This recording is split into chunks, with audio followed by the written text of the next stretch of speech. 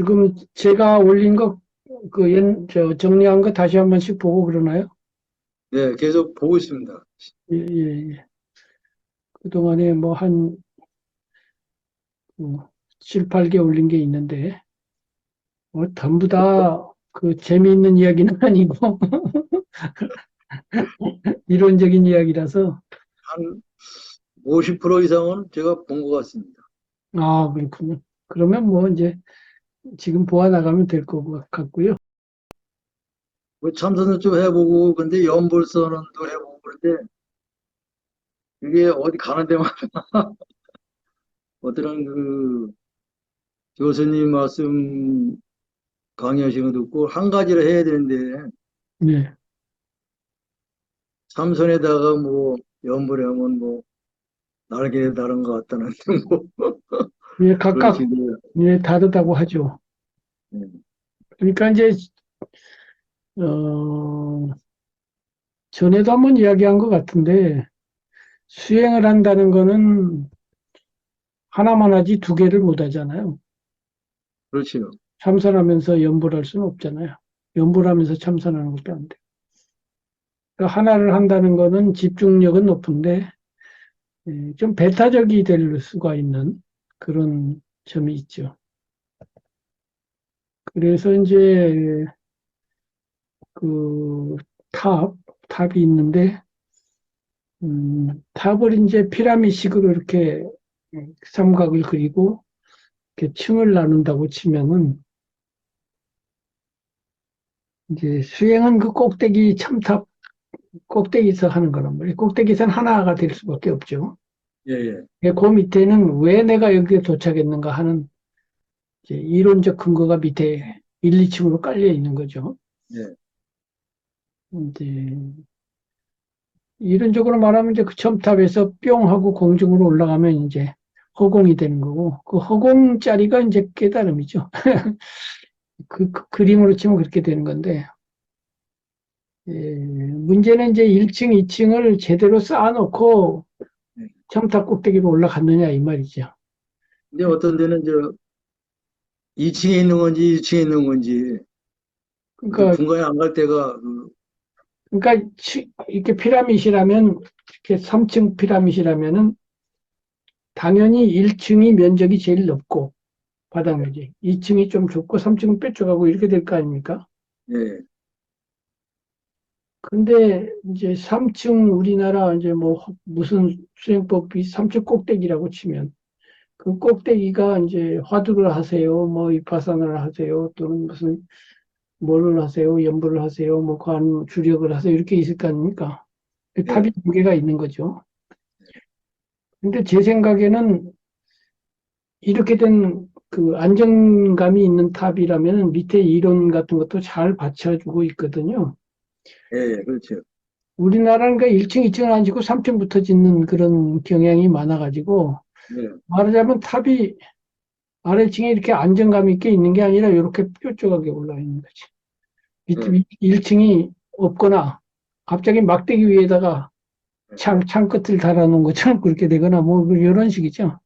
이거 수행하다 보면 이게 내가 1층에 있는 건지 꼭대기에 있는 건지 내려갔다 그러니까 올라가긴 이제 하는데. 어떤 그 수행이라는 게 한다고 뭐 바로 부처가 되는 게 아니기 때문에 평생을 두고 하는 건데 하다 보면은 수행법하고 안 맞는 상황들이 많이 생기잖아요. 여기서는 이러라고 하는데 내가 실제로 사는 세상은 다른데 이렇게 되잖아요. 그럼 그거를 설명을 못하면 그 정신력이 떨어질 수밖에 없지요. 아무래도 예, 그게 생각이 분산이 되니까. 그래서 1층, 2층을 잘 짓는다는 건 뭐냐면 그런 쓸데없는 방황을 하지 않도록 미리 다 생각 정리가 되어 있다 이 말이거든요. 예, 그러면은 지금 우리가 하는 게 그거예요. 우리가 하는 게 그렇게 생각 정리를 하고 나서 이제 어떤 수행법을 하면 다 정리가 돼 있기 때문에 그 문제는 2층 가서 이렇게 2층으로 내려가서 내가 지금 3층 수행하는 2층에 내려가서 이렇게 정리하고 그건 1층에 해당되는구나 이렇게 정리하고 그런 걸 이제 잘 정리해 놓으면 그런 게 어렵지 않아요. 알고 나면. 근데 그걸 정리해 놓고 나서 이제 능소능대하게. 그러니까 그때그때 말하자면 카드를 여러 장 가지고 있다가 이 카드 쓸 때는 이 카드 쓰고 저 카드 쓸 때는 저 카드 쓰고 이른바 개차법이라는 말도 있잖아요. 그래서 이거는 세관법으로 처리하는 문제인가 경전을 가지고 처리하는 문제인가가 이거 구별이 돼야지 무턱대고 다 경전으로 처리하면 되는 일이 아니거든요. 근데 대부분의 고성들이 다 경전 또는 어떤 경우는 경전도 무시하고 그냥 참선만 하면 다 된다고 그러는데 과연 그러냐 이거죠. 전혀 그렇지 않죠. 전혀 그렇지가 않아요. 그러니까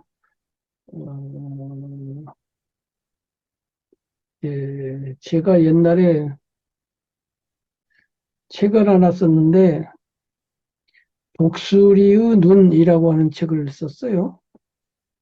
그런데 이제 출판은 안 됐어요. 출판은 안 됐는데 출판은 안 되고 써놓은 책이 10권도 넘습니다. 요새 책을 내주질 않아요.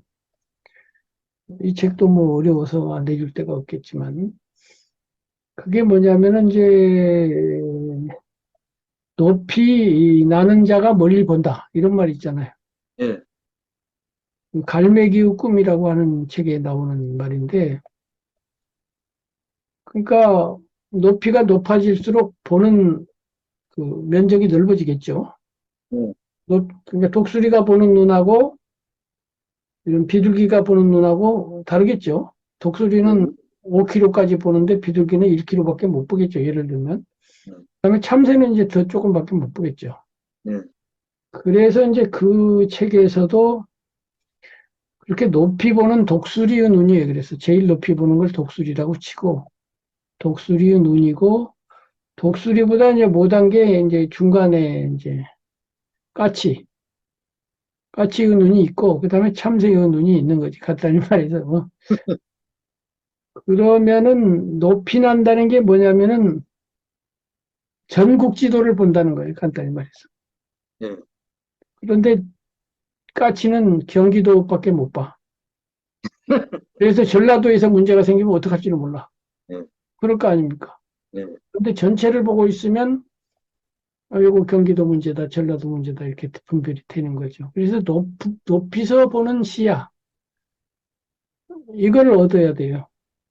예. 근데 그거를 하면 사람들이 난감해하면서 공부를 안 하려고 그래요. 그래서 문제가 되죠.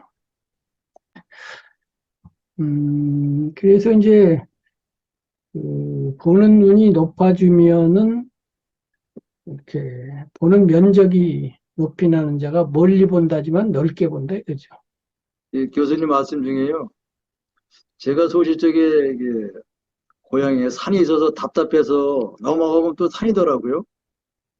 그래서 학교를 졸업하고 사회에 나가서 서울에 가서 인생의 문제가 생겨가지고 도망자 비슷하게 이제 이게 출루가 동계 여러 가지겠지만은 도저히 속세에서는 못 살겠어 바다 끝도 가보고 산꼭대 가보니 더 이상 피할 데가 없더라고요. 그래서 부처님법을 믿고서 절에 들어가서 그거 갖고서 한 40년, 30년 이렇게 내가 해결하다 보니까는 교수님 하시면 이게 만평하고 백평 이게 확 닿는 거예요. 그래서 지금 만평으로 돌리니까 모든 그 공에 올라가서 독수리만큼 못 봐도 시야가 넓어지면서 이게 모든 게 좀 정리가 될 것 같은 그런 확실히 들기 때문에 교수님 강의를 지금 열심히 듣고 이렇게 하려고 노력하고 있습니다.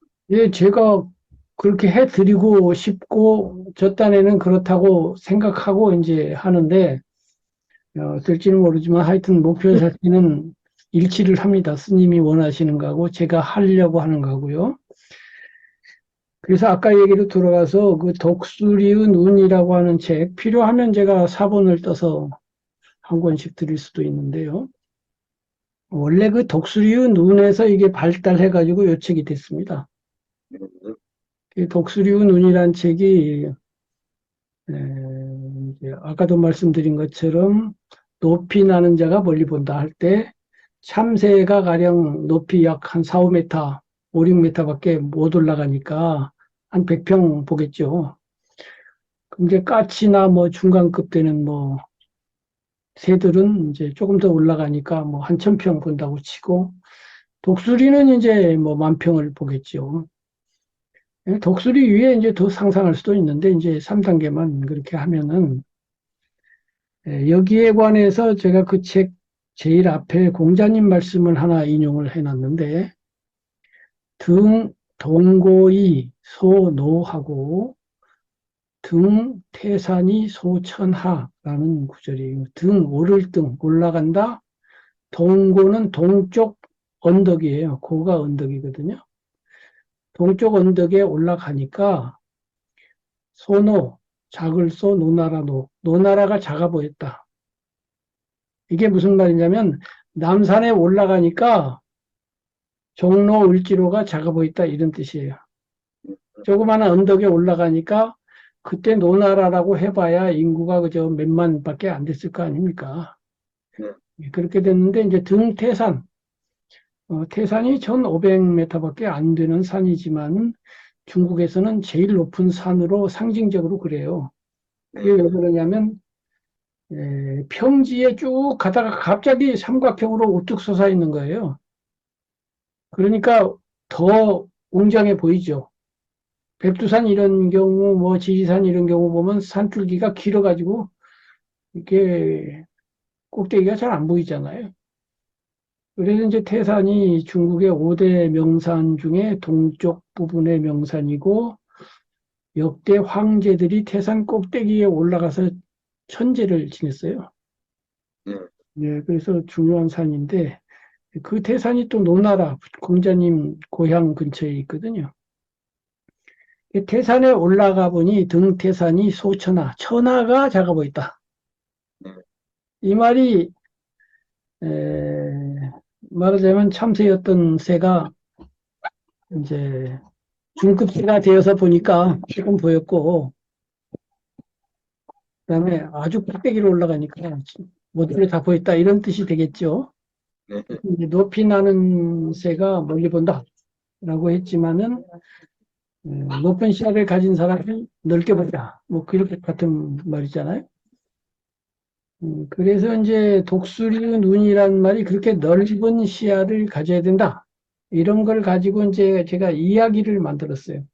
네, 스토리를 만든 다음에, 왜냐하면 처음부터 이 책처럼 이론적인 책을 쓰면 다들 안 보니까, 그 이론이 왜 필요한지를 이야기로 좀 재미있게 소설 비슷하게 쓴 다음에, 거기에 태산 선생이란 주인공이 있어요. 태산 선생. 왜냐하면 등태산이 소천하하는 그 시야가 넓은 선생이 하나 있는 거지. 태산 선생이 있고 역시 동고 선생이 또 있어요. 동고, 동고에 올라가면 남산 선생하고 백두산 선생이 있는 것 같다는 말이었어. 보험 없는데 토끼가 선생님. 네, 그래서 그 어떤 그 문제를 가지고 있는 어떤 젊은 여인이 동고 선생한테 충고를 받았더니 이러쿵저러쿵 했는데 결국 안 됐고 결국 동고 선생은 전국 지도에서 경기도만 보고 강원도, 충청도, 전라도를 못 봤더라. 이런 내용이에요. 간단히 말해서. 그래서 이제 그 이야기도 재미있는데 사실은 내가 어느 우리나라 아주 유명한 스님의 설법에서 힌트를 얻었어요. 누구라고 말을 하면 그분에게 불명예가 될 수 있기 때문에 누구라고는 말을 안 하는데 우리나라에서 영향력도 크고 대단한 고승이에요. 네, 직접은 듣지는 않았는데 그분이 강의한 거를 듣고 감동을 받아가지고 어떤 분이 저에게 그 이야기를 해줬어요. 근데 난 이것은 도저히 감동받아서는 안 되는 내용인데 왜 감동을 받지? 이게 까치한테는 감동적인데 독수리한테는 전혀 감동적이지 않은 이야기였던 거예요. 무슨 얘기냐? 그 미국 사는 교포인데 오빠가 있었어요. 그런데 자기가 여유가 있을 때 오빠가 사업한다면서 돈을 4억을 빌려갔어요. 미국 돈이니까 뭐 4억인지 뭐 40만 불인지는 모르겠지만. 그리고 세월이 흘러서 오빠는 아주 굉장한 부자가 됐어요. 그걸 미천 삼아서. 음, 근데 그 사이에 이 누이는 상황이 안 좋아졌어요. 그래서 자기 자식들 대학 학비를 못 낼 지경이 되고 이렇게 어렵게 사는 거예요. 그래서 돈을 갚아주세요. 그랬더니 이 핑계 저 핑계 대면서 갚아주지를 않고 그런 사람들 뻔하잖아요. 뺀질뺀질 하면서 좋은 말은 하죠. 내가 말이야 지금 조금 어려운데 조금만 지나면 이러면서 자기는 아주 좋은 차 타고 그 집 자식들은 아주 호의호식하고 속상한 거죠. 그래가지고 그 스님에게 자 어찌하면 좋겠습니까? 물어본 거죠. 그러자 우리나라에서 수백만 명의 존경을 받는 그 스님이 가라사대 이왕 띄일 거라면 남에게 띄이는 게 낫겠수? 오빠한테 띄는 게 낫겠수? 그냥 전생에 내 업을 빚을 갚았다 이렇게 마음을 내세요. 이 말을 듣고 감동을 하다니 어떻게 감동을 할 수가 있겠습니까? 저는 도저히 이거 감동할 수가 없어요. 막 화가 나더라고요. 그래서 막 화를 냈어요. 지난번에 분자가 화나는 분자가 있고 분투하는 분자가 있는데 그게 화였는지 분투였는지는 모르겠으나 마음이 이렇게 치솟더라고요. 그런 엉터리 스승이 어디 있느냐. 함부로 나무 스승이 되어서는 안 된다는 게 그런 거거든요. 잘못하면 가르침 듣는 사람을 구렁텅이로 밀어넣는 거거든요. 자기가 선의를 갖고 있다 하더라도 결과적으로는 구렁텅이로 밀어든 그것을 할까봐 우리가 정법을 배우려고 그렇게 애를 쓰는 거거든요. 그런 우를 범하면 안 되기 때문에. 에, 그래서 제가 그랬죠. 이제 감동하신 분에게 한 말이에요. 그 스님하고는 대화할 길이 없으니까. 내 생각에 그 상담을 하러 온 여인은 10년 후에 둘 중 하나가 될 겁니다. 1. 성인이 되었다. 2.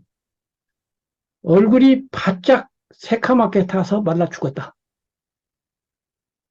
네, 그렇잖아요? 네, 그런데 성인이 되기는 그렇게 쉬운 일이 아니죠. 100만 분의 1도 안 되고 제가 보기에는 한 1억 분의 1이나 확률이 돼요. 그러니까 그분이 2번일 가능성이 굉장히 높죠. 그렇지. 성인이 될 사람은 와서 그렇게 물어봐도 안 합니다. 그런 정도 가르치면 미리 다 통달을 미리 하고 있습니다. 그러니까 99%도 아니고요. 99.99999% 얼굴이 새카맣게 타게 들어가게 돼 있습니다. 그런데요. 첫째, 그 말을 해주신 분이 엄청난 권위와 존경을 받는 분이기 때문에 더 문제가 돼요. 보통 사람이 그렇게 말을 하면 무시해도 되겠는데 저 양반이 틀린 말을 했을 수가 없거든. 이 양반 입장에서는. 저게 최종적인 답일 수밖에 없거든. 그러면 어떻게 돼요? 그 말을 해준 사람, 그 말의 내용에 저항하기보다는 자기를 혼내게 되죠. 스님 엉터리야 이렇게 하는 것이 아니고 네, 나는 왜 이렇게 속이 좁을까? 나는 왜 이렇게 큰 마음을 못 낼까? 하고 나를 나무라게 되죠. 자학을 하게 되죠. 오도 가도 못하는 거죠. 예를 들면 근력 운동을 하면 몸에 좋다는 걸 모르는 사람은 없습니다. 네, 그렇죠. 그런데 어떤 사람이 입원해서 치료를 하고 퇴원했어요. 6개월간. 그래갖고 몸무게가 10kg쯤 빠졌어요. 그 사람에게 가서 엮기를 하면 참 좋아요. 라고 말을 하면 어떻게 될까요? 바보 아니야? 미음죽 먹어야 될 사람 보고 엮기 하라고요? 마라톤 하면 좋거든요? 멍텅이 아니야, 이거? 아무 때나 엮기가 좋은가? 마찬가지로 사람의 그 현 상황, 좌표상으로 수준이 있잖아요. 고등학교, 중학교, 고등학교 수준이 있고, 횡좌표상으로는 또 성격이 있어요. 이 좌표를 딱 읽어서 정확하게 지금 그 사람에게 알맞는 거를 딱 줘야 되는 거예요. 근데 이 양반은 약이 하나밖에 없어. 어느 사람마다 다 아스피린이야. 초등학생이 와도 아스피린, 중학생이 와도 아스피린, 고등학생이 와도 아스피린, 다 아스피린. 오는 사람마다 다 자비, 오는 사람마다 다 용서, 오는 사람마다 다 전생에 부처님은 자기 팔다리가 잘라졌는데도 분노하지 않았다. 이따 이 멍텅구리 같은 소리 하고 있잖아. 말이야. 이 말이 돼? 말이 되냐고. 그거 환자 보고 100kg 역도를 갖다 놓고 들으라고 하는 거하고 무슨 차이가 있냔 말이야. 그게 우리나라 대표 스님이야. 독수리 눈도 아니면서 참새 눈이면서 독수리 눈 소리를 하면 독수리, 그러니까 참새까지는 아니고 한 까치 정도 해주자고요. 까치가 독수리로 착각되어져서 위대한 이름을 가진 사람이 너무 많아요. 10명 중에 9명이라고 해도 돼요. 제가 볼 때는. 세속적인 문제는 교수님 말씀인데 세속적인 문제를 하면서 종교적 이도를 할 것으로 해야 되는데 종교를 갖다 붙여버리면 스님이나 중생들이 그 어떻게 그 감당을 해요? 그래서 이제 요번 시간부터 또 다음 시간부터 들어가려고 하는 건데요. 음, 그래서 또 공자님이 또 안 나올 수가 없는 게, 그 시중이라는 게 있어요. 시중. 때시 가운데 중이에요. 이 가운데라는 말은 두 가지 뜻이 있거든요. 왼쪽과 오른쪽에 가운데라는 것도 있고, 둥그런 그 판 위에서 한가운데, 센터, 미들이라는 의미가 있고, 센터라는 의미가 있는 건데요. 이 시중할 때 중은 센터예요. 이게 때의 시자 가운데 중자는 때에 적중한다는 거예요. 적중이라고 그러잖아요. 활로 이렇게 딱 쏘아서 한가운데를 맞춘 걸 적중이라고 그러죠. 그러니까 때에 맞춰야 된다는 거는 상황에 맞춰야 된다는 거예요. 그러니까 뜨거울 때는 뜨겁게 하고 차가울 때는 차갑게 하고 나갈 때는 나가고 들어올 때는 들어오고 참을 때는 참고 화를 낼 때는 또 화를 내고 그러니까 투쟁할 때는 투쟁하고 자비할 때는 자비하고 그런 거지 맨날 자비만 하냐? 라고 하는 것이 공자님의 생각이에요. 그게 나는 마음에 들어요. 부처님은 맨날 자비하라고 그래요. 경전에 보면. 투쟁하란 말 한마디도 없어요. 팔만대장경에. 그래서 나는 팔만대장경만 가지고 1만 평을 커버할 수 없다는 걸 얘기하는 거예요. 네, 특히 이 절 안이 아니고 절 밖의 세상에서는 그렇지 않아요. 절 안에서는 맞아요. 네, 그러니까 절 안에 들어가서 스님이 되어서 내가 무소유자가 되면 돼요. 원래 스님이라고 하는 분들은 부처님이 그렇게 말씀은 안 하셨지만 제가 음미해 본 바로는 그런 뜻이에요. 그런 투쟁 다 버리고 뺏으면 뺏기고 옷을 가져가려고 하면 가져가 벌거벗고 살고 먹을 거 가져가면 가져가라고 그러고 그냥 가만히 이러고 앉아서 안 주면 굶어 죽고 이렇게 살아라는 거거든요. 네, 무소유하게. 그렇게 사는 정신을 하면 적어도 굶어 죽지는 않고 네, 최소한도는 살 수 있는데 그리고 마음을 넓혀서 깨달아라 이거지. 그래야 문제를 근원적으로 해결해서 해탈이 된다라는 거예요. 그래서 그렇게 살 수 있도록 100평짜리 동그라미를 그려놓고 그 안에서 그렇게 살게 하는 제도가 그게 네, 율장에 의한 승단 제도예요. 예. 승단 제도는 그렇게 할 수 있는 동그라미를 그려놓은 거예요. 그리고 그 안에서는 부처님이 그 경전에 나오는 그런 자비법, 포용법, 이해법, 절대 투쟁하지 않는 법만 말씀을 하시고, 거기서 잘 되면은 만사형통이 되는 거 맞아요. 일망타진이 되긴 돼요. 그런데 문제는 거기서만 살지 않는 밖에 사는 사람들, 우리 제가 제자들, 푸틴이 쳐들어온다 이 말이야. 그럼 우크라이나에서 자비 이러고 있으면 되냐 이거야, 내 말은. 되냐 이거야. 우리 집에 강도가 들어오는데 자비 이러고 있으면 되냐 이거야, 내 말. 자비 하고 와서 스님들 다 몰살시키면 그게 자비가 됩니까? 출가를 목표로 한 분들에게는 그게 맞다니까요. 이상적이고 맞아요. 지금 달라이 라마 같은 분도 정치적으로는 중국에 의해서 핍박받고 쫓겨났잖아요. 그런데도 계속 핍박하는 그들을 위해서 기도하고 무저항의 원칙에 의해서 행동한단 말이에요. 그러니까 스님들이 그렇게 하는 건 맞다니까. 맞는데 그렇게 철저하게 하는 사람들은 맞는데 지금 그 스님에게 물어보러 온 그 여인은 스님도 아니고 스님도 그냥 밀려갖고 스님 된 게 아니고 정말로 구도심이 나가지고 하는 진짜 스님들을 지금 말하는 거예요. 부처님은 그런 거 말하는 거지. 뭐 대충 머리만 깎고 있다 그런 정도를 말하는 것도 아니고. 그런데 그거는 최상의 그 근기자와 목표를 가진 그런 사람들이고 지금 그것을 물어본 사람은 그런 사람이 아니잖아요. 자식도 키워야 되고 나도 살아야 되는 사람이잖아요. 거기에다 대고 그걸 갖다 대면 말도 안 되는 거예요. 말도 안 되고.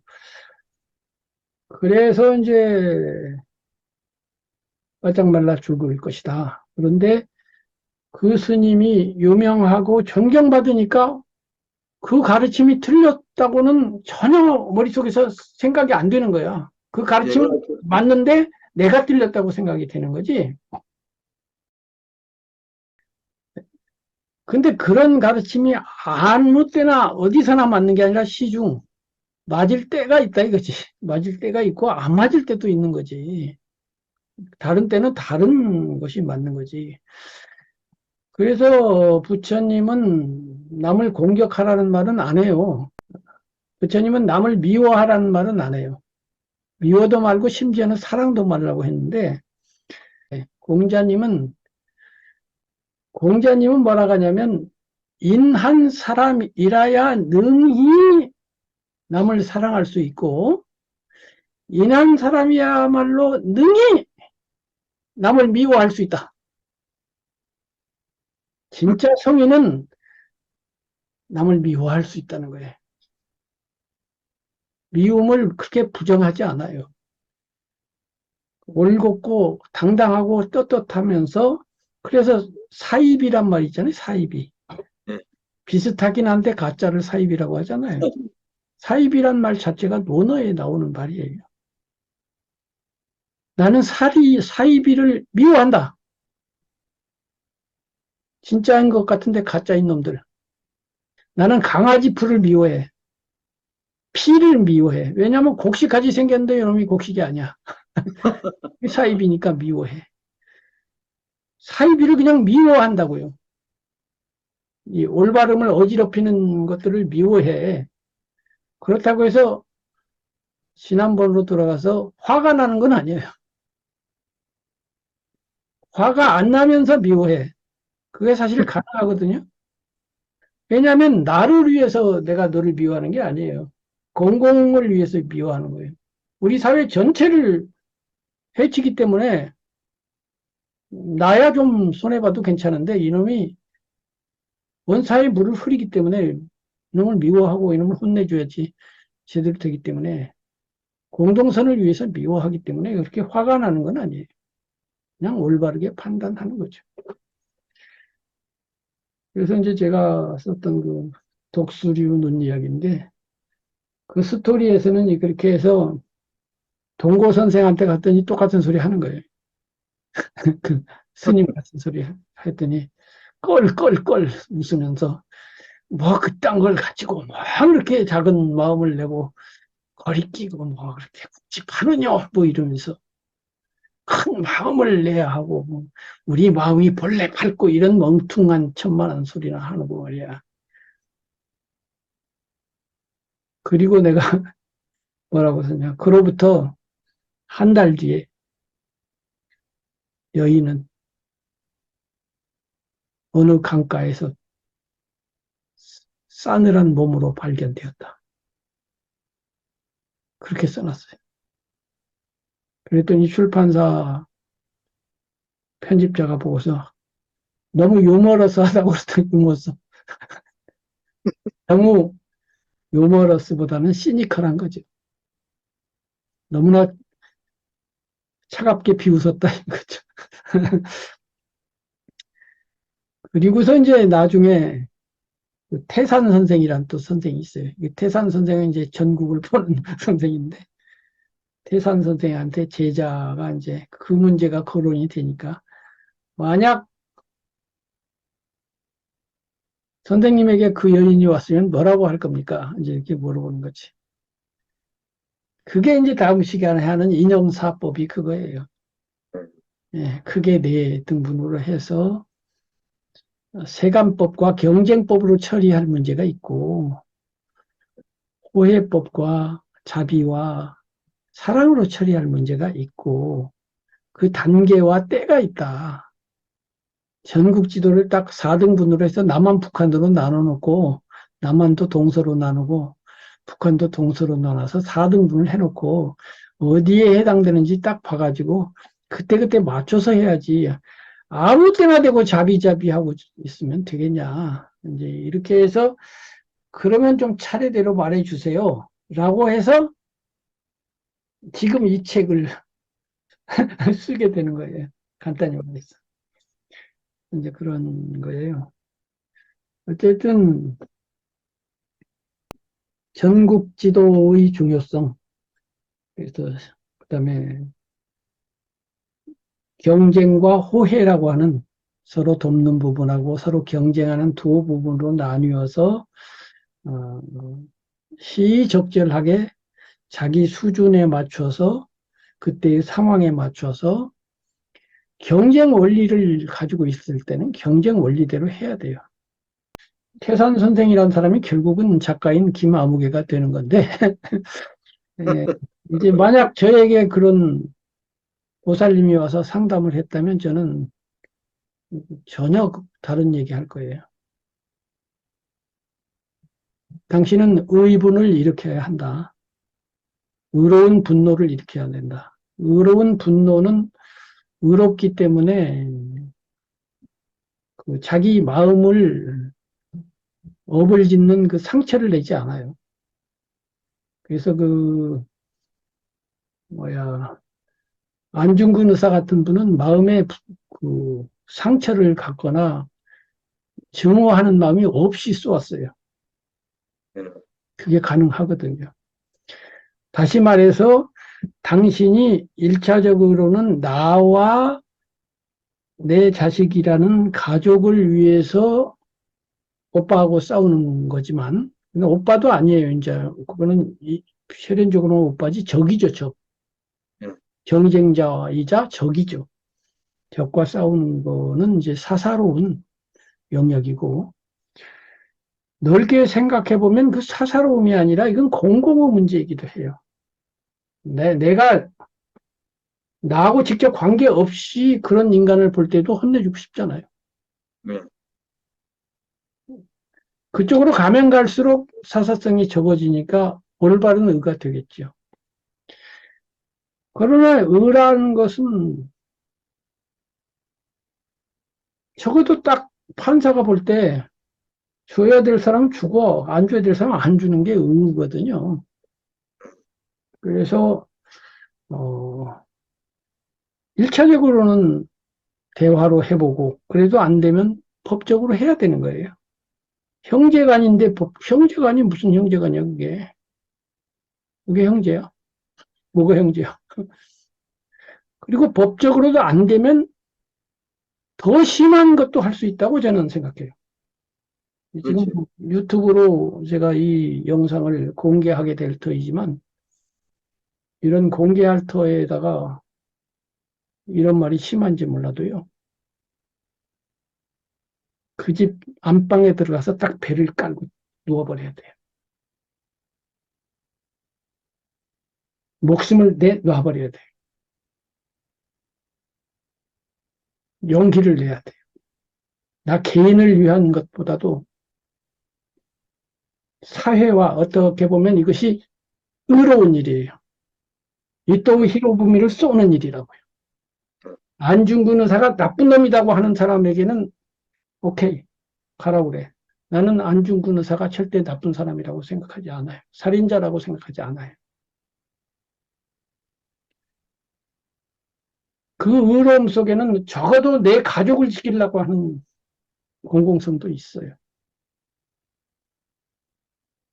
눈이 시퍼렇게 살아서 부딪혀야 돼요. 지난번에 다른 구도 모임에서 어떤 분이 무슨 명상가 얘기를 가지고 와서 줌에서 뭐 사랑을 1시간 내 2시간 내 얘기를 했다고요. 그래서 제가 물어봤죠. 다 좋은데 이런 극한 상황에 닥칠 때 그 사랑을 강조한 명상 대가님은 어떻게 하신다고 합니까? 안중근 의사와 같은 상황이 처했을 때 그렇게 사랑을 강조하시는 그 스승은 어떻게 한다는 겁니까?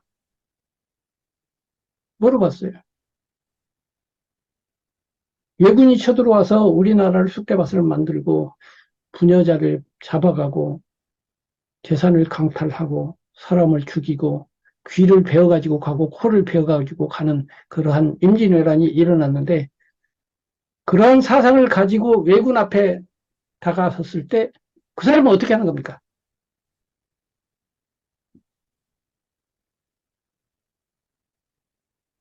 무슨 놈의 사랑이야, 그 사랑이. 어쩌라고. 그러니까 적어도 우리 제가 신자 입장에서는 이 부분이 분명해야 돼요. 분명해서 그렇다고 해서 뭐 사랑과 자비와 인내와 뭐 그것이 없다는 것도 아니고 그것이 가치 없다는 것도 아니에요. 그렇게 할 수 있으면 더 높은 가치인 건 맞다니까요. 맞아요. 가치는 그대로 두고 틀린 거는 틀린 대로. 맞는데 맞는데 내 깜냥이라는 게 있다니까. 아무 때나 엮기 들면 좋은 게 아니라니까. 제가 이 점을 생각하기 시작한 거는 40대부터이지만, 그러면서 나름대로 부당한 일을 당하거나 부당한 상황에서 용기를 내고 면전에서 상대방을 눈을 똑바로 쳐다보고 대적해야 되겠다. 또 할 수도 있겠다. 하는 그런 자신감이 아직은 제가 어떻게 감히 그런 의사, 지사에 이르렀겠습니까마는 옛날에 그렇게 겁 많았던 사람에 비해서는 조금, 조금 용감해진 것 같아요. 생각으로라도요. 어쨌든 그런 문제가 있습니다. 그래서 이제 그 이야기로 들어갈 건데, 이제 오늘 그 22페이지요. 지난번에 이제 힌두교 이야기를 하다가 갑자기 기독교로 넘어가서, 딴 얘기를 했는데, 22페이지 아래에 보면은 이제 각주 21번, 요 힌두교 이야기만 잠깐 하고, 본문 23번, 23페이지 세계와 나 세계, 요리 들어갈 건데요. 23번 세계와 나 세계, 24번 개별자, 25번 어찌할 수 없는 부분과 어찌할 수 있는 부분, 그거 넘어가면 이제 자유와 필연, 결정, 윤리. 그러고 나서 이제 오늘도 이야기하고 두고두고 이야기하고 스님도 관심 있어 하는 그 전국 지도에서의 그 4등분 그 얘기가 나올 겁니다. 그래서 1회나 2회 정도 더 하면 이제 우리가 독수리 운운을 가지고 한번 인생을 들여다보는 시간이 올 것 같아요. 그래서 이제 21번 힌두교의 다르마는 세계를 움직이는 힘으로서의 궁극적 실제 브라흐마, 브라흐마를 말한다는 점에서 그런 실제를 인정하지 않는 연기를 말하는 불교의 담마와 다르다. 힌두교에서는 법을 다르마라고 하고 대승불교에서도 다르마라고 하죠. 그런데 이제 남방불교에서는 담마라고 그래요. 발리어로는. 그런데 이제 다르마라고 하는 같은 단어를 쓰지만은 단어만 같지 내용이 좀 다르다 이거죠.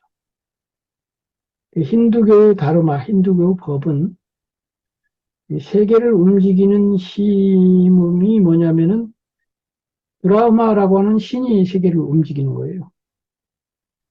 근데 불교에서는 그런 신이 없죠. 연기법이 세계를 움직이는데 연기법은 신이 아니죠. 다른데 힌두교는 우리가 경험하는 이 세계를 움직이는 힘으로서의 궁극적 실제인 브라흐마가 자기 발현한 것으로 본다.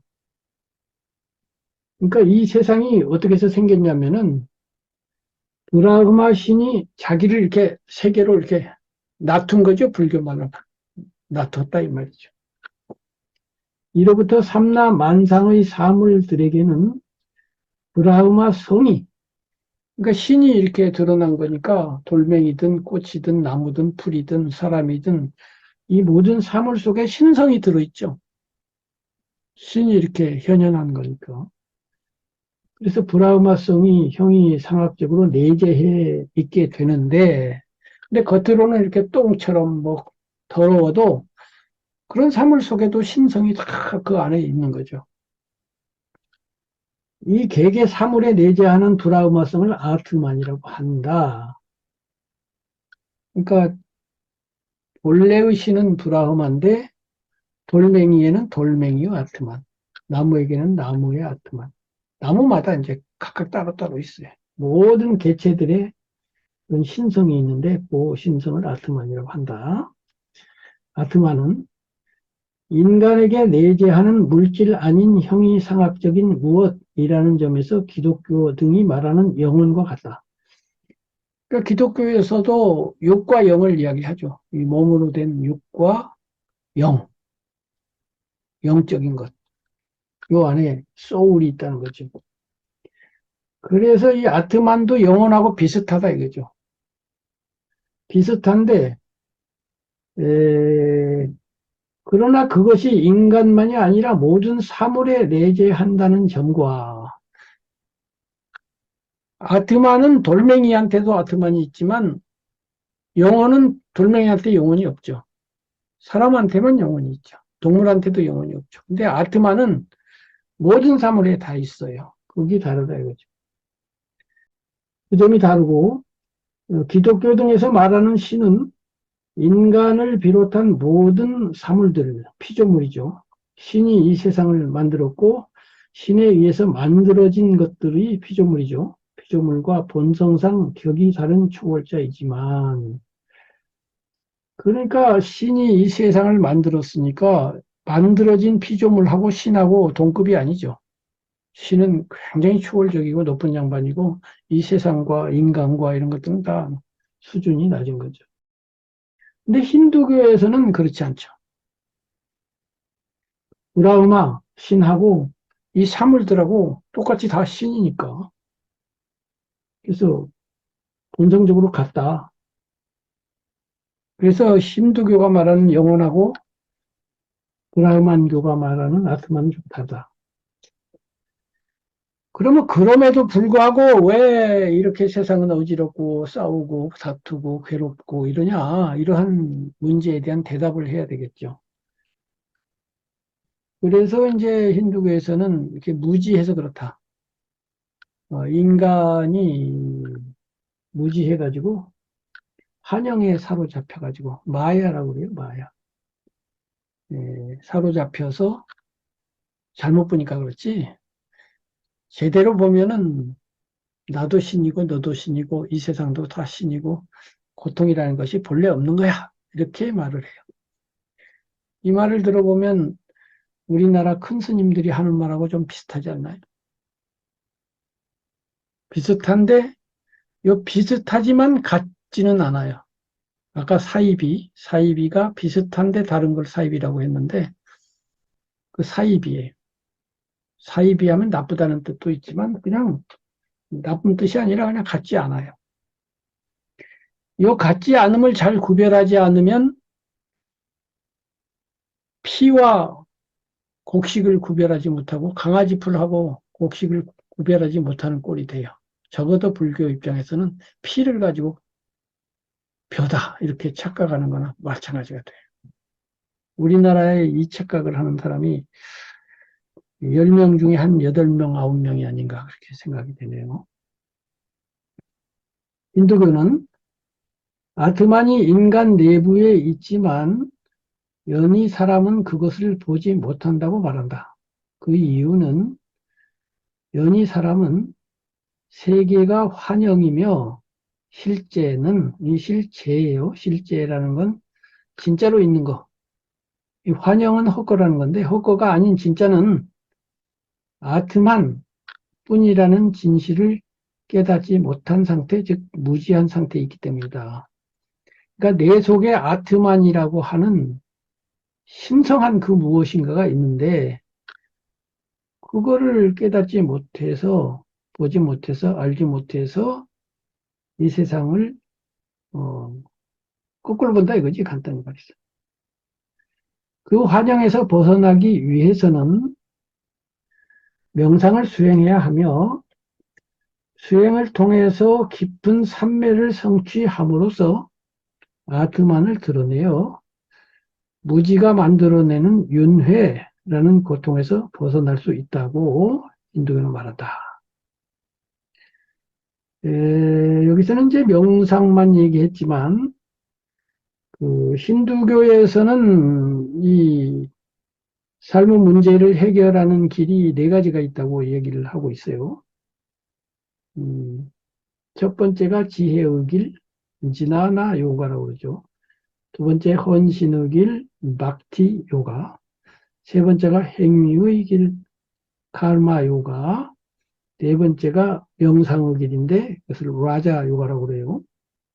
이 네 가지가 있는데 이 중에 명상을 라자라는 말 자체는 원래 왕이라는 뜻이에요. 그래서 왕의 길이라는 말은 네 가지 중에 제일 우수하다. 이런 뜻이 있어요. 힌두교는 브라흐마로부터 도출된 인간의 행동 규범 및 세계의 운영 원리를 제시하면서 이를 다르마라고 부른다. 그러니까 힌두교도 다르마를 제시하는데 그 다르마는 인간은 이렇게 행동하는 거야. 세계는 이렇게 운영되는 거야. 라고 하는 것이고 그것의 근거는 브라흐마. 이 세계를 이렇게 놔두신 그런 신이다 이거죠. 그래서 인간의 행동 규범을 말한다는 점에서 불교 담마와 힌두교 다름은 같고 불교에서도 담마로서 뭐 오계를 지키라는 둥, 뭐 살생을 하지 말라는 둥 이런 거 하잖아요. 행동 규범을 주는데 그것이 규범이란 점에서는 이제 같다 이거죠. 힌두교도 규범을 제시하고 불교도 제시한다. 인간 운영의 원리로서의 윤회와 윤회하는 힘으로서 카르마. 그러니까 인간이 윤회한다는 거 아닙니까? 그 윤회는 카르마 가지고, 법 가지고 윤회한다는 건데, 그리고 그 카르마를 정화함으로써 윤회를 중지시키는 해탈을 성취해야 한다. 그래서 카르마라든가 해탈이라든가 윤회라든가 하는 것을 말한다는 점에서 힌두교와 불교는 똑같다 이거죠. 그러나 결정적인 다른 점이 있는데 그것은 불교가 우리가 경험하는 현실을 부정하지 않는 데 비해서 힌두교는 그것을 부정한다는 점이다. 이제 우리가 구체적으로 그냥 뭐 종교 떠나서 아프면 아프고 화가 나면 화가 나고 뭐 괴로우면 괴롭고 그러잖아요. 불교는 그 사실을 인정하면서 거기서 출발을 해요. 우리는 괴롭다. 생로병사하고 우비번뇌한다. 그런데 힌두교는 그것을 인정을 안 해요. 그건 네가 착각하고 있는 거야. 실제로는 아픈 것도 아니고 괴로운 것도 아닌데 네가 무지하기 때문에 아직 못 깨달아가지고 어두운 눈으로 보고 있으니까 그렇지 원래는 그 괴로운 게 아닌 거야. 이렇게 해서 이 현실 경험 세계 자체를 우리 중생이 경험하는 경험 세계 자체를 인정을 안 해요. 잘못 본 거래요. 이것도 어디 큰 스님들이 자주 하는 말 아닌가요? 근데 그 힌두교 말이에요. 근데 부처님은 왜 출가했어요? 생로병사 우비곤에 해결하려고 출가했잖아요. 본래 없는 걸 알려고 해결한 게 아니고 생로병사 우비곤내 자체를 인정을 해요. 그리고 그 인정한 그 자리에서 해결을 합니다. 굉장히 현실적이죠. 불교가 절대 도피적이지 않습니다. 현실적인 겁니다. 경험하는 이 세계를 인정을 해요. 에, 이제 그 디테일한 거는 이제 뒤에 가서 다시 말을 할 텐데, 부처님도 물론 금강경이나 법구경 같은 데 보면은 오온에 대해서 그것은 물방울 같고, 물거품 같고, 아지랑이 같고, 환 같고, 거품 같고, 이렇게 말씀을 하세요. 하지만은 그 의미가 힌두교가 말하는 환하고 상당히 다릅니다. 아주 달라요. 그, 헛개비 같다고 그랬지, 헛개비라고는 하지 않았어요. 그리고 그렇게 이제 세밀하게 들어가면 그 차이점이 나오는데요. 어쨌든 간에, 부처님은 우리가 경험하는 이 삶을 떠나지 않아요. 그래서 오온, 12처, 18계 같은 이런 기본적인 교설들이 다 경험을 바탕으로 해서 오온도 얘기되고 12처도 얘기되잖아요. 안이비설신이와 색성, 향미, 축복. 이거 다 경험하고 누구나 다 인정하는 거예요. 그런데 힌두교에서는 오온 얘기 안 하거든요. 12처도 얘기 안 해요. 18개도 얘기 안 해요. 그런 차이가 있어요. 근데 얼핏 보면 오온, 12처, 18개 같은 이야기가 초등학생 같고 어떻게 보면 고상하고 심오하지 않은 것처럼 보여요. 아니 눈, 귀, 코, 혀가 뭐 6가지가 있느니 뭐 눈은 뭐 대상을 보느니 그거 누가 몰라? 그 뻔한 거 그런 얘기나 하고 있냐? 석가모니 같은 위대한 스승이. 그런데 힌두교 고승들 보아라. 그런 시시껄렁한 얘기 안 하고 그 초월적인 얘기만 하잖아. 이렇게 멋있게 보일 수도 있어요. 근데 뒤집어 보면 그 멋있게 보이면 보일수록 현실에서 멀어져 가지고 현실 문제를 직접 다루는 것으로부터 멀어질 뿐 아니라 어떤 의미에서는 현실 도피도 될 수 있어요. 그건 뒤에 나와요. 에, 결정적인 다른 점이 있는데 그것은 불교가 우리가 경험하는 현실을 부정하지 않는 데 비해 힌두교는 그것을 부정한다는 점이다. 힌두교는 우리가 경험하는 세계, 나 자신과 나 자신이 겪는 고통을 환영으로 보지만 불교는 그것을 실제로 본다. 고통이 헛것이 아니라 고통이 사실이다 이 말이지. 부타의 사상은 인간은 고통받고 있다는 실제 사실로부터 출발해서 고통을 소멸하는 실제 경험, 열반에서 끝나는데 시작으로부터 끝에 이르기까지 부타는 철저히 현실에 기반하여 문제를 다룬다. 그런 불교의 입장에서 볼 때 힌두교의 인간 및 세계에 대한 인식은 현실 도피 사상이다. 이 고통을 환으로 본다는 것은 현실 도피예요. 불교는 우리의 구도가 경험되는 고통 때문에 시작되고 문제의 해결 또한 경험하는 현실에서 이루어져야 한다고 본다. 이것은 아니야. 고통은 원래 헛거야 이래갖고 해결하지 말고 고통을 인정하고 그 고통의 환부를 도려내든지 어떻게든지 해보자 이거지. 현실을 환영으로 보는 사상은 이 요구에 반한다. 같은 입장에서 불교는 경험할 수 없는 영혼을 말하는 세상의 많은 종교, 신교죠. 신을 중심으로 한 종교, 그런 종교와 현재 범세계적으로 널리 퍼져 있는 내 안의 실제로서 영혼, 내 안에 이제 영혼이 있다고 하는 그런 것도 있고, 참나, 진화가 있다고도 하고, 대하, 소화 말고 큰 나가 있다고도 하고, 순수의식, 절대의식, 초월의식, 우주의식 등을 말하는 영성주의, 신비주의. 이 비슷비슷한 개념이에요. 이렇게 말하는 영성주의, 신비주의 등의 견해에도 동의하지 않는다. 불교는 내 안에 그런 무슨 진정한 것이 따로 있다고 보지 않아요. 이 문제는 굉장히 중요하고 섬세한 이해를 요하는 부분이고요. 전에도 한번 말씀드린 것처럼 이것만 가지고 1년이고 10년이고 반복해서 이야기해야 할 정도로 중요한 부분이지만 오늘은 그냥 그렇다는 정도만 하겠습니다. 그렇게 해서 이제 본문인데요. 23번 세계, 세계와 나 세계. 그래서 이제 현실을 기반해서 문제를 다룬다고 그랬잖아요. 그래서 이제 현실로 들어왔어요. 인간이 능동적 존재라는 입장에서 볼 때 인간에게 세계는 둘이다. 앞에서 이제 지지난 시간에 인간은 능동적이기도 하고 수동적이기도 한 존재라고 했죠. 인간은 세계가 나에게 영향을 미치는 것을 받아야 되죠. 그래서 부모가 나를 태어나게 했으니까 나는 수동적이죠. 내가 태어나고 싶어서 태어난 게 아니죠. 그리고 계절의 영향을 받고 음식의 영향을 받고 뭐 여러 가지 영향을 받죠. 거기서는 수동적이고 그럼에도 불구하고 인간은 자유를 갖고 일어서고 싶으면 일어서고 앉고 싶으면 앉고 이렇게 할 수 있고 수행을 해서 화가 나는데도 제어를 하고 싶으면 제어할 수 있고 이런 자유도 있죠. 그런데 이제 불교는 그 자유로운 후자, 능동성에 중점을 두는 종교다 이거죠. 그 입장에서 볼 때, 인간이 능동적 존재라는 입장에서 볼 때, 인간에게 세계는 둘이다. 세상이 두 개예요. 인간은 합리적, 객관적 사실로서 볼 때는 세계의 일부를 이루는 작은 존재이고, 그렇죠.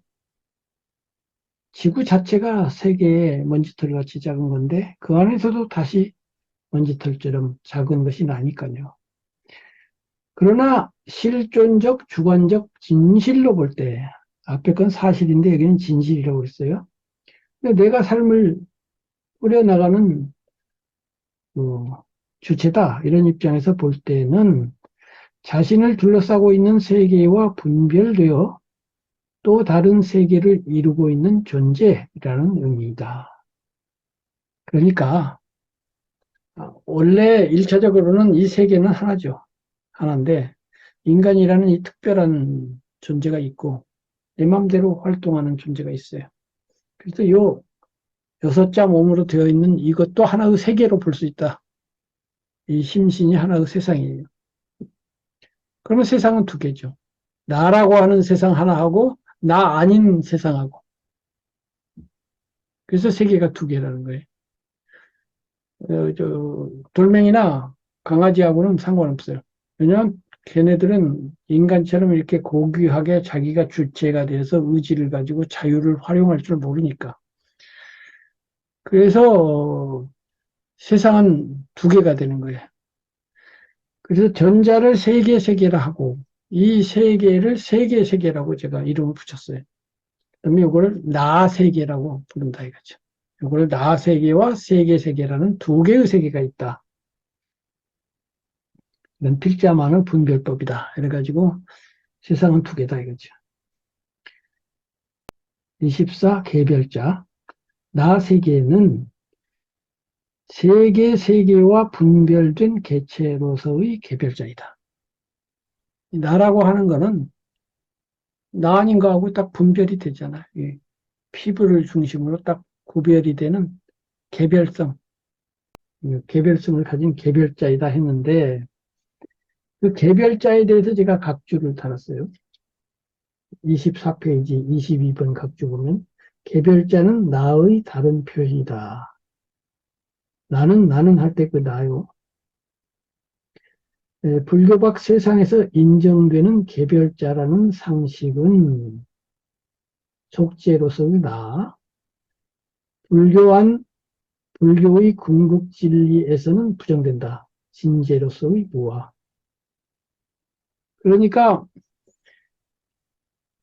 속죄라고 하는 거는 이제 모든 사람이 상식으로서 인정하는 진리죠. 누구든 나, 너, 뭐, 이렇게 말을 하니까. 그 개별자가 그때의 나인데, 이제 계속 탐구에 들어가서 아까 절 안으로 들어가면 1만 평에서는 오케이, 나 좋아. 그렇게 되는데 100평인 절 안으로 들어가서 불교 경전을 가지고 본격적으로 탐구에 들어가면 그 나가 부정돼요. 나는 없다. 이렇게 돼요. 무화가 돼요.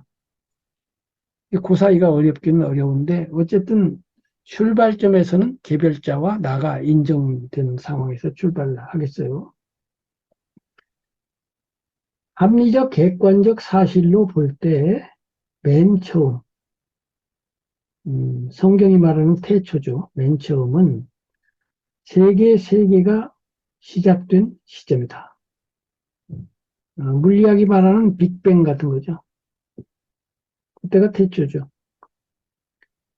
합리적 객관적으로는 그렇죠. 그 관점에서 개별자는 세계가 있고 나서 있게 된 후차적 존재이다.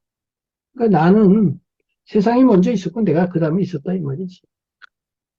그러나 실존적 주관적 진실로 볼 때는 이거는 이제 내가 자유롭고 능동적인 존재라는 입장에서 보면 맨 처음 태초라고 하는 거는 150억 년 전이 아니고 개별자가 태어난 시점, 내가 태어난 날이 태초예요. 또는 그가 세계를 인식하기 시작하는 시점이다.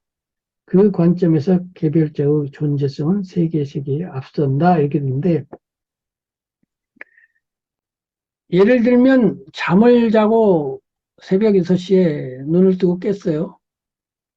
잘 때는 이제 나도 인식하지 못하고 대상도 인식하지 못했는데 깨고 나니까 내가 방 안에 누워있네? 하고서 인식이 시작되었어요.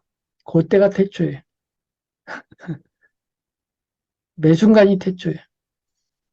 그래서 대상을 인식하는 매 순간이 맨날 태초예요.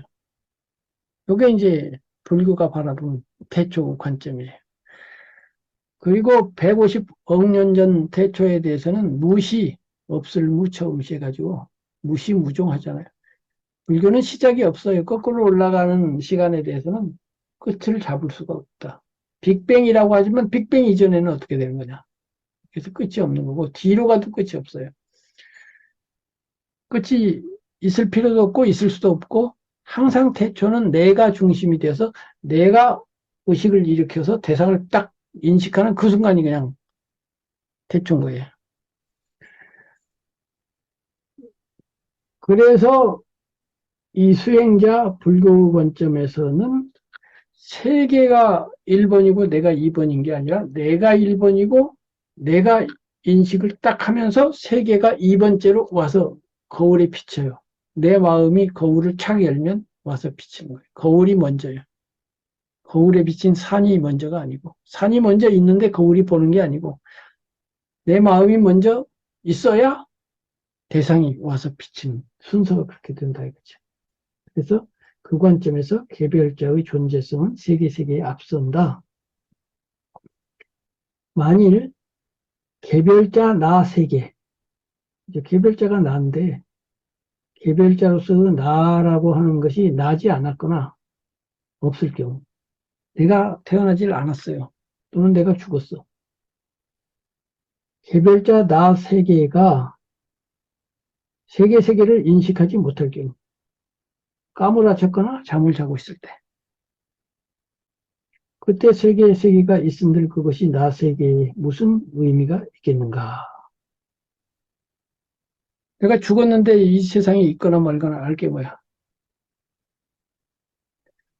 내가 듣고 있지 않은 데서 욕을 하는 놈들이 있거나 말거나 상관없잖아요. 듣고 났을 때 이제 문제가 되는 거지. 그래서 24번 각주에 보면 구도를 이 입장에 한정하는 것이 붓다 사상의 특징이다. 1. 붓다는 나는 삶의 불편함과 그것의 해소, 이 불편함, 불만족스러움, 이 고인데요. 저 입장에서는 문제와 그것의 해결, 그거에 대해서만 말한다 라고 선언을 하셨죠. 나는 고와 지멸만을 말한다. 삶의 불편함이 생겨나는 것은 나 세계이지 세계가 아니다. 즉 불교는 고와 고를 없애는 그거 가지고 하는 건데 고가 뭐 세계에서 일어나는 게 아니라 나 세계에서 일어나죠.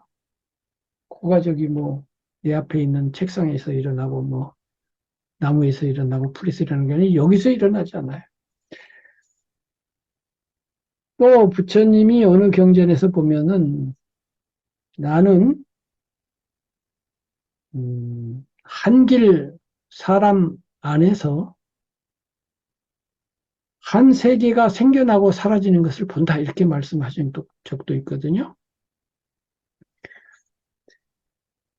부처님이 세상 이야기를 가끔 하시는데 그때의 세상은요. 우리가 생각하는 이 세상이 아니에요. 저 밖에 있는 세계를 가르치지 않아요. 이걸 세상이라고 그래요. 이걸. 오온이 세상이야. 오온이 세상이고요. 이 오온 중에 이제 마음이라고 하는 것이 있고 마음은 대상을 비치는 거잖아요. 그러니까 거울이 있고 거울에 산이 비쳤다 할 때 저 산을 다루지 않아요. 거울 안에 있는 산을 다뤄요. 저 실제 산을 다루는 게 아니라 거울 안으로 들어와서 요놈이 나에게 어떻게 여기서 거울은 사람이 아니기 때문에 사물이기 때문에 능동성이 없죠. 그렇지만 마음은 능동적이어서 대상을 제대로 비칠 수도 있고 왜곡해서 비출 수도 있고 비춰져서 들어온 정보를 저마다 다르게 가공을 해가지고 욕망을 일으켜서 업을 지을 수도 있고 욕망을 줄여서 업을 말킬 수도 있고 별별 가능성이 다 있잖아요. 그 관점에서 이제 다룹니다. 어쨌든 간에 부처님은 나는 고와 지멸만을 말한다고 했는데 그 고가 생겨나는 것은 나 세계에서 생겨나지 세계에서 생겨나지 않는다. 또 고성제도 그렇지만 집성제 그 불편함이 생겨나는 원인을 무지무명으로 보았는데 무지는 세계의 무지가 아니라 나 세계의 무지다. 12사성제의 두 번째 고통 원인을 분석함에 있어서 1번이 무명이잖아요. 무명이 뭐 너의 무명이 아니고 내 무명이다 이거지. 그러면 나 세계의 무명이지 세계의 무명이 아니겠죠.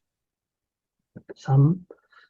부터는 마음이 모든 것에 앞서간다고 설했는데 법구경 1번이죠. 부다가 말하고 있는 마음 또한 나 세계의 마음이지 다른 누구의 마음이 아니다. 항상 우리는 내 마음을 갖고 뭐 다루고 뭐 다루는 거지 남의 마음 갖고 다루지 않아요. 4. 불교는 주체로서의 나 세계를 구성하는 6장소인 안이비설신 의의를 6입, 객체로서의 6대상의 색성형 미축법을 6경, 이 12를 합하여 12처라 하고 거기에 이들 6쌍에 생겨나는 인식인 안식, 이식, 비식, 설식, 신식, 의식 등 6식을 합쳐서 18개라고 한다. 부다는 일체는 18개이다. 라고 말했고 또 일체는 12처이다. 이렇게 말씀하셨어요. 그 일체라는 건 뭐예요? 모든 것이라는 거죠. 그러니까 상식적으로는 모든 거 하면은 우주 전체가 모든 거예요. 근데 부처님이 모든 것 할 때는 이틀리체로 쓰는 모든 거예요. 특별한 의미의 모든 거예요. 그 모든 거는 뭐냐면 아까도 말한 것처럼 마음 거울에 비쳐 들어온 것으로서의 모든 거예요. 저기 있는 산이 문제가 아니라니까요.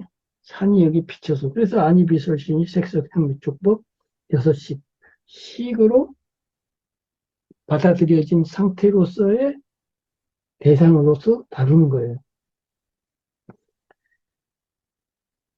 붓다의 이 언명을 통해 우리는 붓다가 말하는 일체 모든 것은 연히 사람이 생각하는 세계의 모든 것이 아니라 세계가 나 세계에 유입되어 온 현상 사물들의 총합으로서의 모든 것을 의미한다는 것을 알 수 있다. 나에게 있어서는 주체인 나 세계가 먼저 있고 세계는 나 세계에 후차적으로 경험되어지는 대상물이라는 의미다.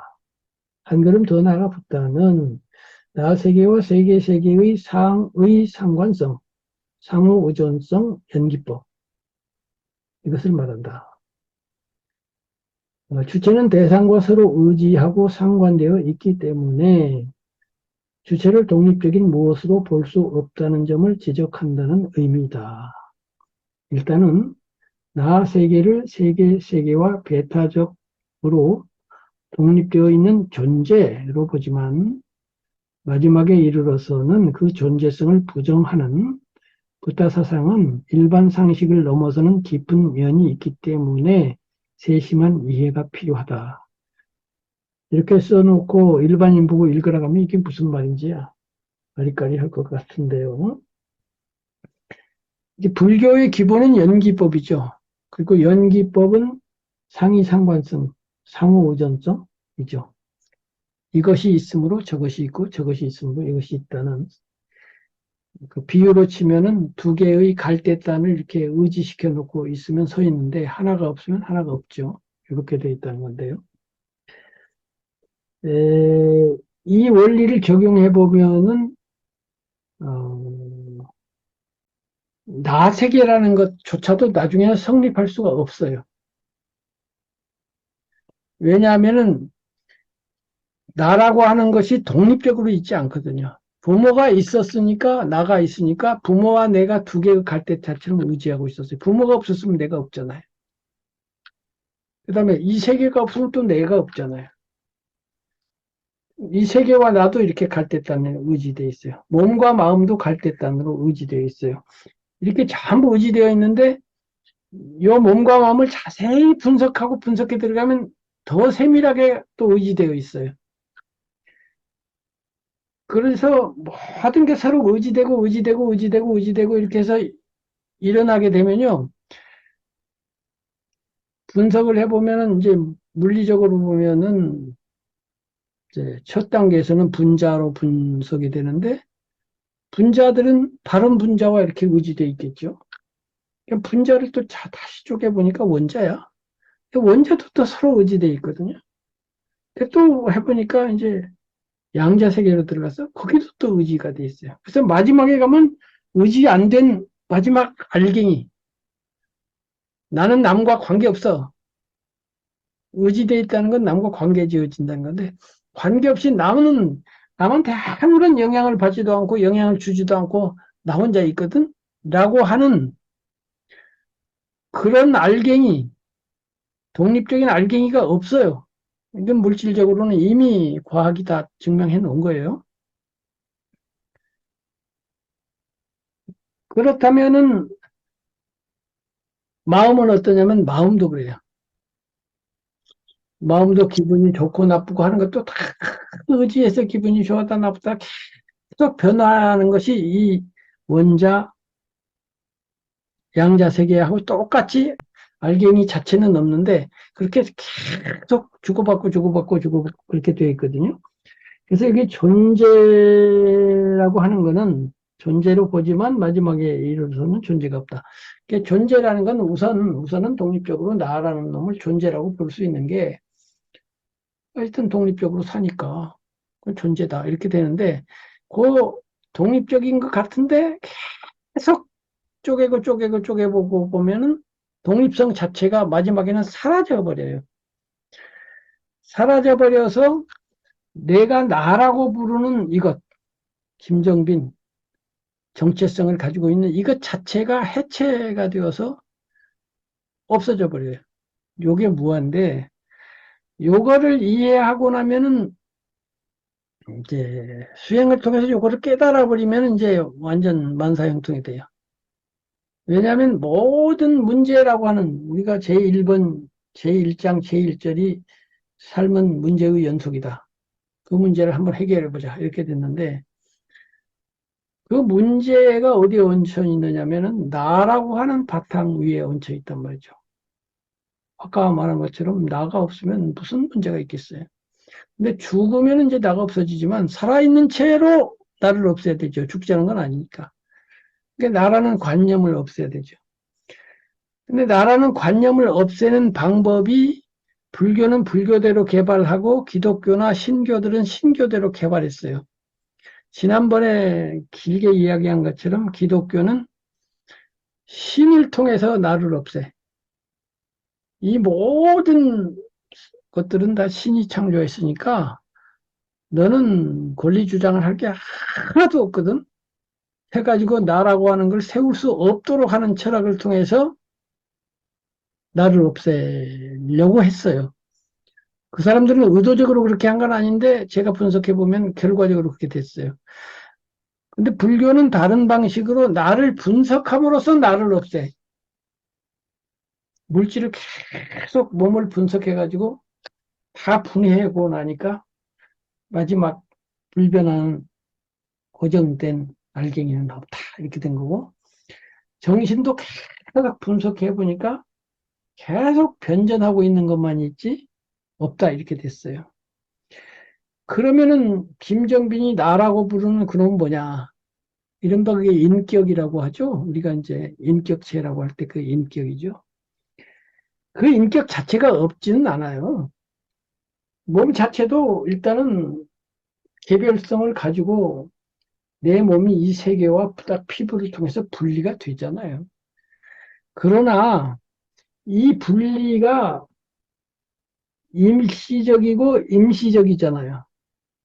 죽고 나면 이 분리고 뭐고 다 해체돼 가지고 그야말로 흙으로 돌아가고 물로 다 돌아가는 건데 임시적으로 요 개체성이 유지가 되죠. 그다음에 정신도 그래요. 이 인격도 어려서부터 교육되고 환경 속에 자라오면서 인격이 형성돼요. 김정빈의 성격이 예를 들면 급하면 급한 대로, 안 급하면 안 급한 대로, 또 지식이 있으면 있는 대로, 없으면 없는 대로 이렇게 인격이 되고 그 사람은 저런 성격이야 하는 성격도 되고 그래요. 근데 그것조차도 어느 정도 정체성 내지는 그 그런 것이 있어요. 몸도 내가 뭐 160cm다 그러면 어느 날 갑자기 180cm가 되지는 않잖아요. 어느 정도 유지가 되고 내가 남자인데 갑자기 여자로 몸이 바뀌지도 않잖아요. 또 인격도 내가 이러이러한 성격인데 갑자기 막 전혀 뭐 엉뚱한 사람이 되고 그러지는 않거든요. 그래서 어느 정도 정체성은 있는데 몸이 마침내 무너져서 물과 흙으로 돌아가듯이 정신도 임의적인 정체성이지 그 정체성이 항구적이지 않아요.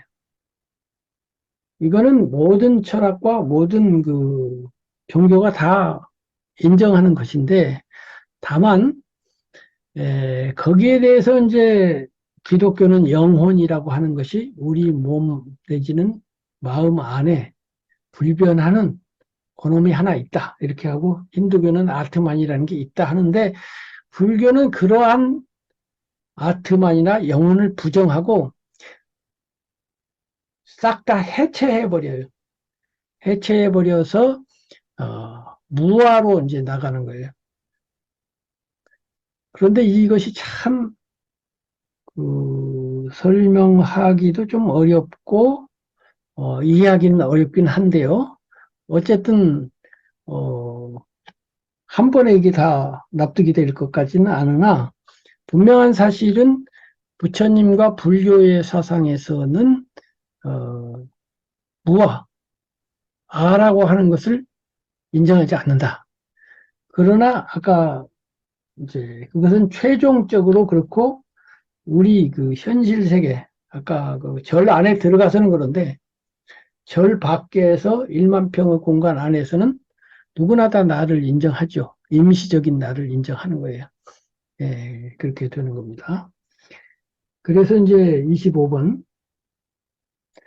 어찌할 수 없는 부분과 어찌할 수 있는 부분 개별자로서의 나의 삶은 지금 이거는 이제 1만 평에서 지금 이야기하는 거예요. 나중에 이제 절 안에 들어가서 무아에 대해서는 다시 앞에서 지나가서 지금 너무 어려워서 건너뛰었는데요. 그 토론으로 돌아가서 다시 이야기하기로 하고 우선은 1만 평 세속의 공간에서 말하는 겁니다. 거기서 개별자가 인정이 되고 그런 개별자로서의 나의 삶은 어찌할 수 없는 부분과 어찌할 수 있는 부분으로 나뉜다. 그러니까 나의 삶은 내가 어찌해갖고 노력하면 바뀌는 부분도 있고 노력을 아무리 해도 안 바뀌는 부분도 있잖아요. 내가 남자인데 여자가 될 수는 없잖아요. 내가 몸을 붕 날려가가지고 미국 가고 싶은데 10시간씩 비행기 타기는 힘드니까 1초 만에 가자. 그것도 안 되잖아요. 그래서 어찌할 수 없는 부분이 굉장히 많죠. 근데 어찌할 수 있는 부분도 있죠. 전자는, 그러니까 어찌할 수 없는 부분은 개별자 나를 둘러싸고 있는 나 아닌 것들로서의 세계로부터 가해져 오고, 어찌할 수 없는 거는 이제 나 아닌 것들이 나에게 영향을 미친다 이거죠. 기후 같은 게 나한테 영향을 미치고, 또는 대한민국 사람들, 또 가정을 가지고 있으면 뭐 아내나 자식, 이렇게 영향을 미쳐 오죠. 나 아닌 쪽에서. 후자는 개별자 나가 나 자신을 통제 제어하는 부분으로서 성립한다. 간단히 말하면 지나가는 사람이 나에게 욕을 하면은 그거는 이제 어찌할 수 없는 부분인데 어찌할 수 있는 부분으로 가가지고 내가 혼을 내가지고 욕을 못하게 한다든가 할 수도 있고 욕하거나 말거나 지나가는 개가 짖는 걸로 생각하고 가자고 이렇게 할 수도 있는 거죠. 나는 1953년에 태어난 사람으로서 나의 출생 시점을 그 앞으로 당기거나 그 뒤로 늦출 수 없고, 이거는 이제 어찌할 수 없는 부분이다 이거죠. 인간으로 태어난 존재로서 나 자신을 인간 아닌 신이나 짐승, 식물로 바꿀 수 없다. 이것도 어찌할 수 없죠. 이들은 모두 내가 어찌할 수 없는 부분이다. 그러나 나에게는 어찌할 수 있는 부분이 있다. 내가 불건강한 사람으로 태어난 것은 어찌할 수 없지만, 만약 그렇다면요. 노력을 통해서 현 상황을 개선할 수 있고 나는 부모라는 세계로부터 부여받은 중간 수준의 지능 자체는 어찌할 수 없지만 태어날 때 IQ가 100밖에 안 됐는데 노력을 통해서 지식을 늘려나갈 수는 있다. 삶의 어찌할 수 없는 부분에 대해서는 포기하고 수용하는 것 이외에는 대책이 없다. 그러니까 어찌할 수 없는 부분하고 싸워봐야 남는 게 없어요. 어찌할 수 없는 거는 포기하고 받아들이는 수밖에 방법이 없어요. 때문에 우리는 그 부분을 수용한 다음에 삶의 어찌할 수 있는 부분에 모든 힘을 쏟아야만 한다. 진인사 대천명은 이 생각을 정리한 말로 널리 쓰이고 있다. 진인사, 사람이 할 수 있는 일을 다 하고 대천명, 하늘의 명을 기다린다는 우리 고려에 명구가 있죠. 진인사, 어찌할 수 있는 일은 다 하고 어찌할 수 없는 일은 받아들여라 이 말이지. 진인사 대천명에서의 천이라는 말은 글자 그대로의 의미가 아니라 비유적인 것이다. 이 하늘이라는 말이 꼭 하늘만 의미하는 것은 아니고요. 신을 믿는 종교인에게 그것은 신이고 연희 사람에게 그것은 운명이고 철학자는 그것을 우연이라고 하고 공자에게 그것은 유도이며 불교인에게 그것은 지난날의 악행의 결과인데 이를 과보로 한다. 어쨌든 간에 어찌할 수 없는 건 받아들여야 돼요. 그래서 불락인과 불매인과에 관한 중국 그 고대 선사의 일화가 있는데요. 인과에 떨어지지 않는다가 있고 인과에 어둡지 않다가 있는데 아무리 깨달음을 얻어도 인과 자체를 벗어나지 못하죠. 그거는 어찌할 수가 없어요. 그런데 그 인과 때문에 고통을 안 받으면 되는 거예요. 그런 문제는 다시 다른 각도에서 한번 뒤에 또 이야기가 될 겁니다. 한 번이 아니라 여러 번 될 거예요. 불교는 모든 사건이 인과 연에 의지하여 일어난다고 본다. 인연인데요. 근본 원인 인, 보조 원인 연. 개별자 나와 관련하여 이는 개별자 나이고 연은 개별자 나를 둘러싸고 있는 전체로서 환경이다. 이 환경이란 말이 고리환자인데요. 그러니까 나를 둘러싸고 있는 것, 그러니까 세계예요. 나 말고 나를 둘러싸고 있는 모든 것들인데요. 에, 그 어떤 결과가 일어나려면 인연이 있어야 되는데 근본 원인과 보조 원인이 합쳐서 일어나게 되는데 에, 내가 근본 원인이에요. 그리고 나 말고 이 세상은 그 보조 원인이에요. 그래서 개별자 나는 환경 자체를 바꿀 수 없다. 그러나 그것을 자신에게 알맞도록 개선할 수는 있다. 예를 들어 개별자 나는 엔트로피 법칙에 의해 지구의 자원이 줄어드는 것 자체는 바꿀 수 없다. 지금 인간이 계속 에너지를 쓰고 있고 한번 사용한 에너지는 되돌려서 다시 쓸 수가 없죠. 그 불을 한번 떼서 재가 되어버린 그 재를 가지고 다시 불을 뗄 수가 없잖아요. 그래서 이제 환경 문제가 되고 석유도 계속 쓰다 보면 이제 언젠가 고갈이 될 텐데 이렇게 지구 자원이 줄어드는 것 자체는 바꿀 수가 없는데 그러나 자원을 아껴 쓰거나 새로운 자원을 개발할 수는 있다. 그러니까 어찌할 수 없는 부분이 이제 자원이 줄어드는 건데 어찌할 수 있는 부분도 있다. 또 개별자 나는 누군가가 나를 공격하는 것 자체는 어찌할 수 없지만 누가 쳐들어오겠다면 할 수 없죠. 공격에 저항할 수는 있겠죠. 이렇게 해서 이제 사람의 삶은 그나 세계와 세계 세계로 구성되어 있고 그쪽에서 나한테 영향을 미치고 나도 그쪽에서 영향을 미친다는 것이에요. 그래서 불교는 그 중에서도 내가 세상을 어떻게 바꿀 수 있느냐, 혹은 내가 내 마음을 어떻게 바꿀 수 있느냐, 이런 걸 가지고 이걸 중심으로 전개가 된다는 이야기인데요. 오늘 좀 어려운 얘기를 한 것 같긴 합니다만은 어쨌든 여기까지 들으시고 질문을 하거나 무슨 생각난 게 있으면 말씀을 해 주세요. 먼저 남호 스님 말씀해 주세요. 세계와 나 세계에서요. 육임, 육경, 육식 네, 여기에서 무아라는 것을 지금 확실히 그 법문을 듣고 공부한 데서는 좀 부족한 점이 많은데 오늘은 어느 정도 그 무아라는 것을 좀 많이 인식이 됐고요. 기독교에서 영혼, 또 신두교에서 아트만, 불교에서 대체해서 무아 이런 거 때는 무아에 대해서 아직 교수님 강의를 많이 들어야 되겠다는 그런 생각을 많이 했고요.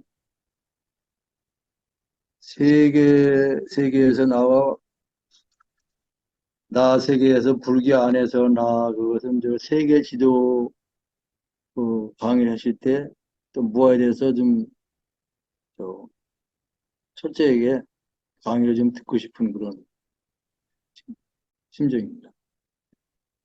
네, 알겠습니다. 조금이라도 무아에 대한 감을 잡아 나가신다면 다행이고요.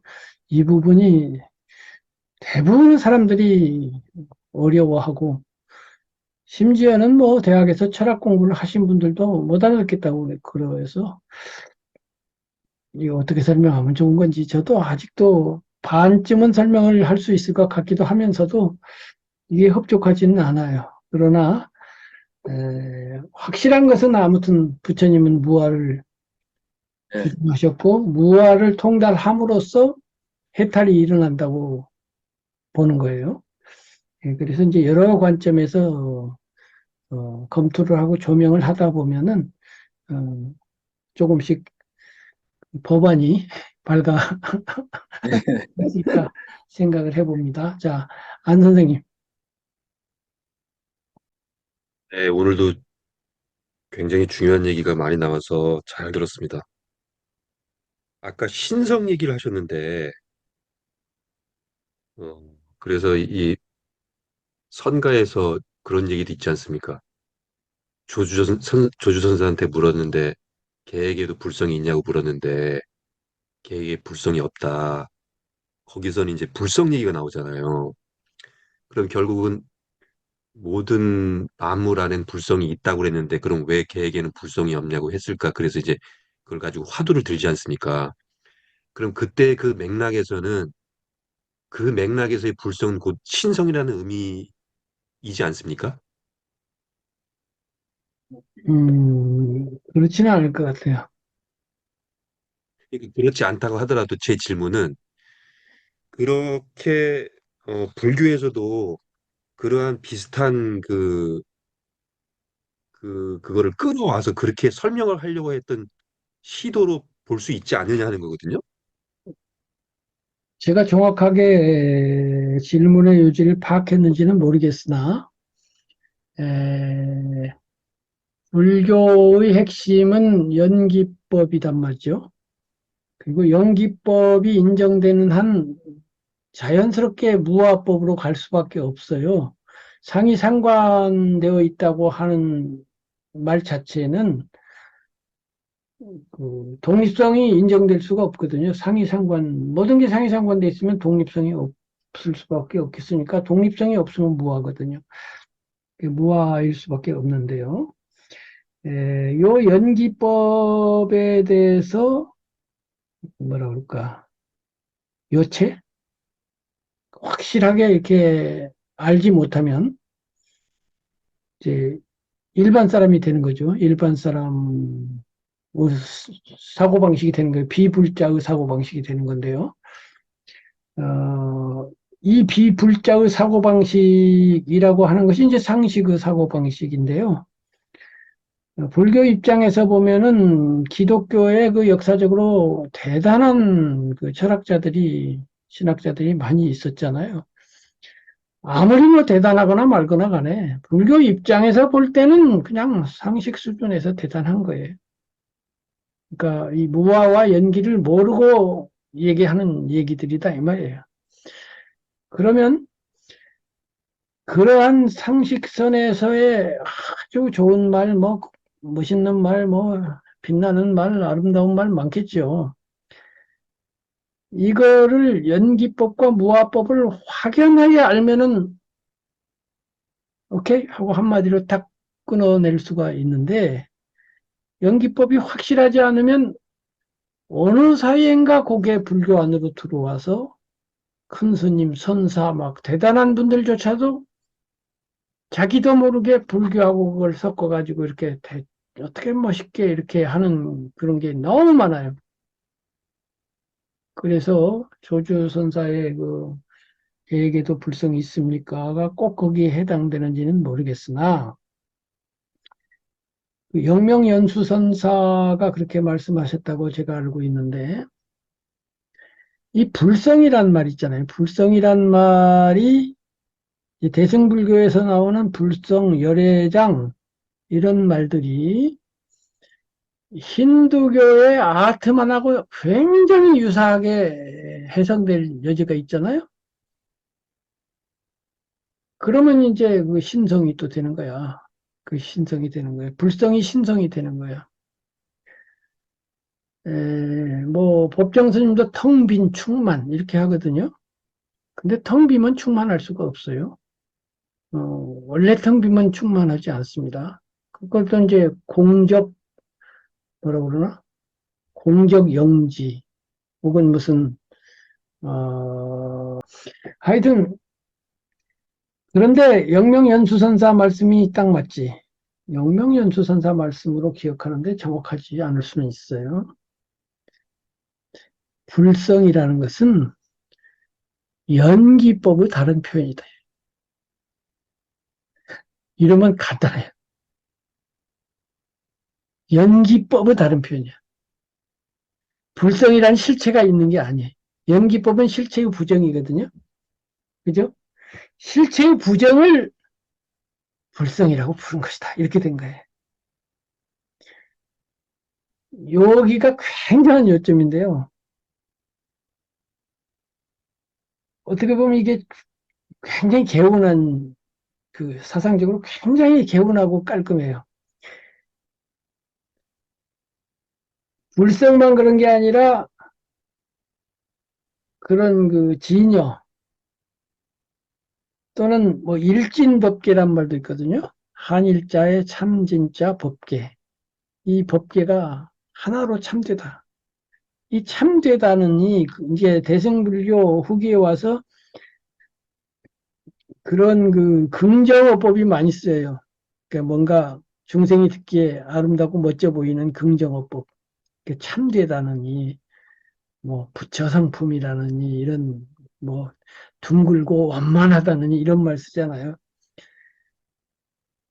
그 참되다는 것은 일반적인 의미의 참되다는 게 아니에요. 상호 의존성 자체를 참되다고 한 거예요.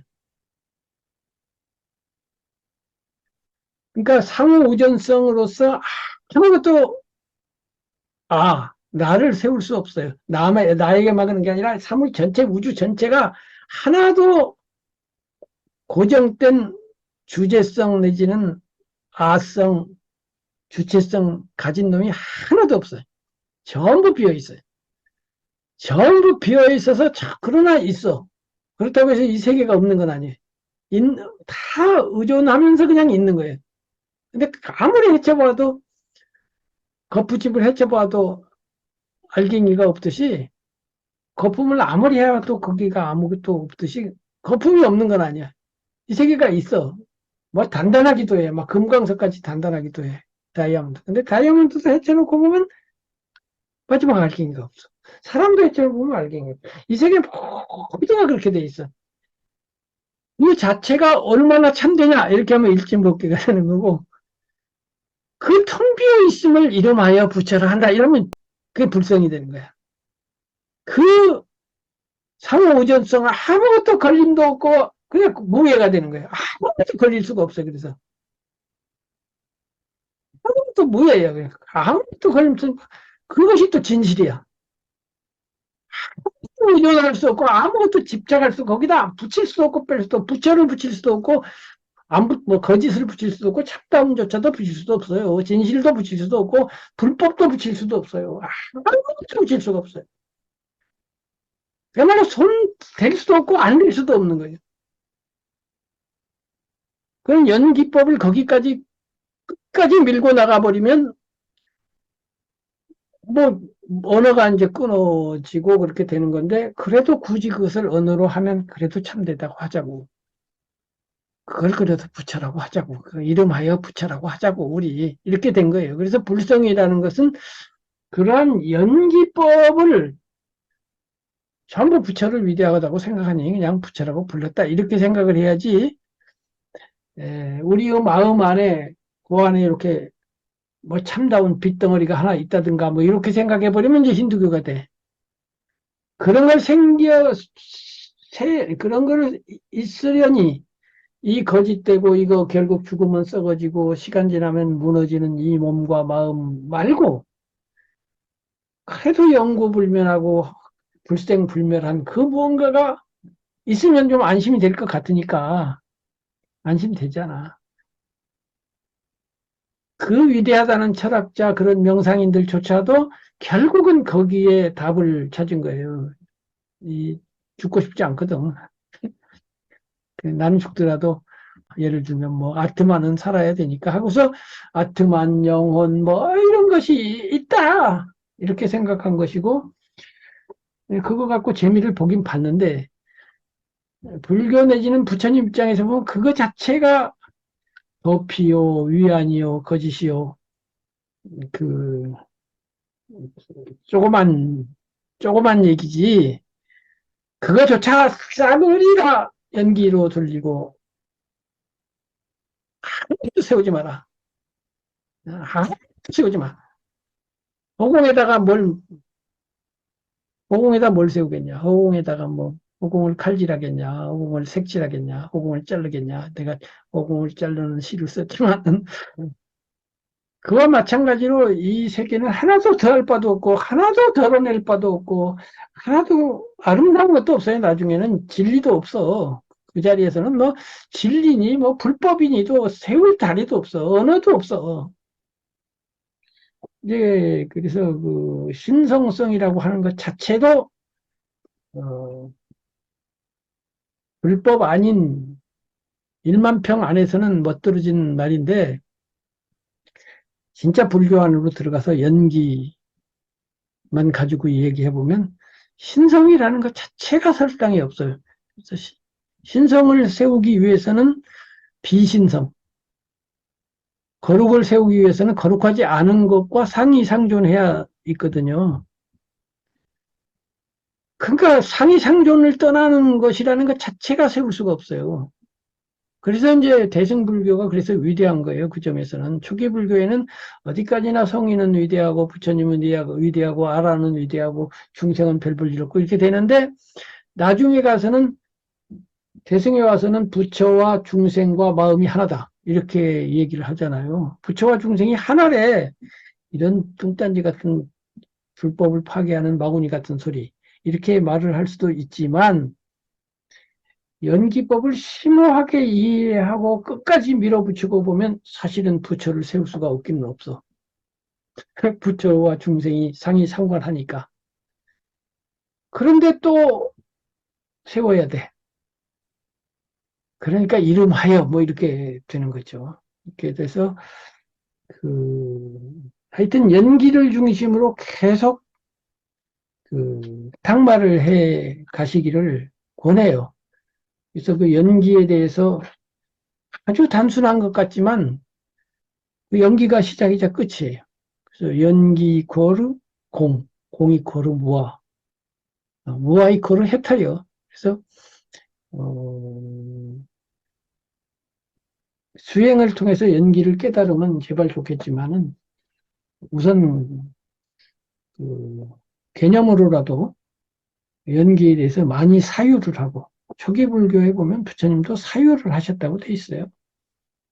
그래서 많이 사유를 하면 그러면서 이제 경전들을 하나하나 또 음미해 보면 어, 점점 이 불법의 진수를 조금이라도 이렇게 뭔가 야, 이렇게까지 광대하구나.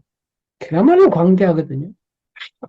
또 세울 바가 없다는 그 자체가 정말 뭐 시원통쾌하다는 말도 어디 붙을 데가 없어요. 시원하다는 말도 부족해.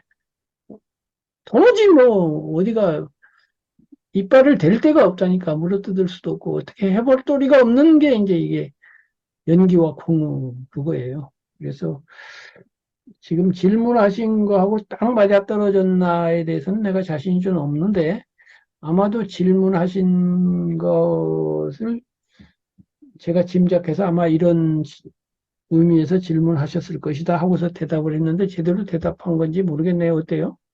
제 질문이 지금 정확히 뚜렷하지가 않아서 그래서 교수님도 답변을 제 뚜렷하지 않은 것만큼 그렇게 그 지금 답변이 뚜렷하지 않다는 말씀이 아니라 그래서 그 질문에 약간 모호한 그 정도의 전달력 때문에 그런 답변을 주셨다고 제가 이해하고요. 답변은 충분히 됐고요.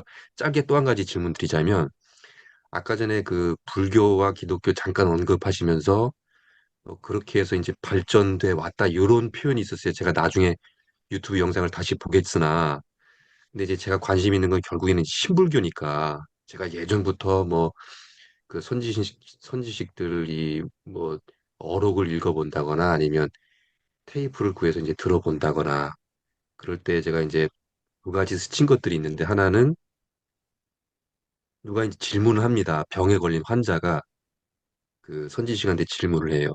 제가 큰 병에 걸렸는데 어떻게 해야 되겠냐고 이렇게 이제 그 답을 구하는 질문이었는데 그 선사께서 하시는 말이 본래 몸이 없기 때문에 병이란 없는 것이다. 이렇게 답을 하셨어요. 그래가지고 그 환자가 또 하나 뭐 이렇게 얻어가지고 그런 일화가 있었고 또 제가 요즘에 느끼는 거는 제가 이제 우리말 그때 잠깐 우리말의 그 이 뿌리 기원 이런 거 좀 공부한다고 제가 잠깐 말씀드렸었는데 이 몸이라는 어원을 보니까 몸이라는 우리말이 모이다에서 왔다는 거예요. 국어 그 한국학 학자 얘기가 그러면은 뭐가 모였냐? 팔다리, 머리 이게 모였다는 거예요. 그래서 몸이라고 하는 것은 모여서 이루어진 것이다.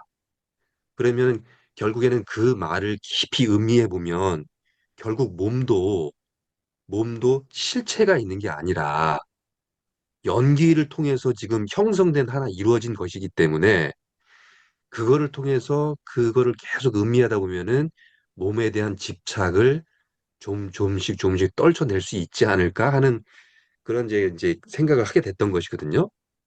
그래서 다시 질문으로 돌아가면 그 불교 또는 기독교에서 그렇게 뭔가 이렇게 발전시켜 왔다는 거에서 아까 다시 그 부분을 다시 한번 듣고 싶고 그렇게 해서 제가 뭔가를 좀 더 현재에서 조금 더 발전시켜 나갈 수 있는 것이 뭔가 없을까 그렇게 좀 생각을 해보고 싶은 거예요. 여러 각도에서. 그 기독교에서 제가 좀 그런 미련을 발전했다는 게 끼쳤어. 무슨 뜻이죠? 네? 기독교에서 발전한 걸 제가 얘기한 건 무슨 말? 기독교를 제가 아까 그 계속 말씀하신 거를 제가 그 물론 이제 집중해서 들었는데 그거를 살짝 놓쳤는데 거기에서 뭔가 요거 중요한 부분일 수 있겠다는 생각이 드는데 지금 생각이 안 나시면 나중에 제가 유튜브 영상 다시 보고 다음 시간에 질문 드리겠습니다. 그래요. 어쨌든 뭐 누누하게 이제 이야기했고 앞으로도 이야기하겠지만 연기와 무아와 공 요것만